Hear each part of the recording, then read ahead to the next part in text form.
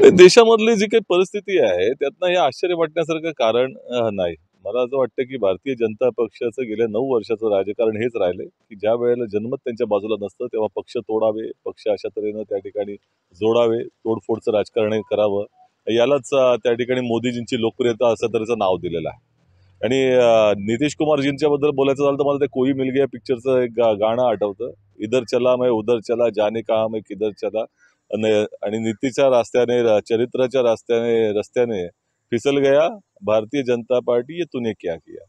तर या संदर्भामध्ये बोलायचं झालं तर भाजपचा प्रचंड मोठा दबाव आहे आणि त्यांना दिसतंय की 2024च्या ही जी निवडणुकीचा निकाल आहे तो त्यांना सत्तेच्या रस्त्यावरनं दूर वाटतोय आणि म्हणूनच अशा पद्धतीचं राजकारण ते करतायत.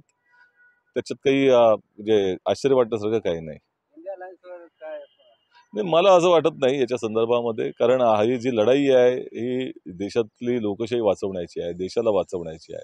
या देशामधला जो आयडिया ऑफ इंडिया आहे, भारताचा जो भारतीयत्वाचा जो विचार आहे, त्याला वाचवण्यासाठी आहे. आणि त्यामुळे जनता निश्चितपणे उत्सुक आहे की मोदीजींचा पराभव करण्याकरता आणि संघर्ष करायला आम्ही पूर्णपणे तयार आहोत. जे लोक अशा पद्धतीने जाणार आहेत त्यांना जाऊ द्या.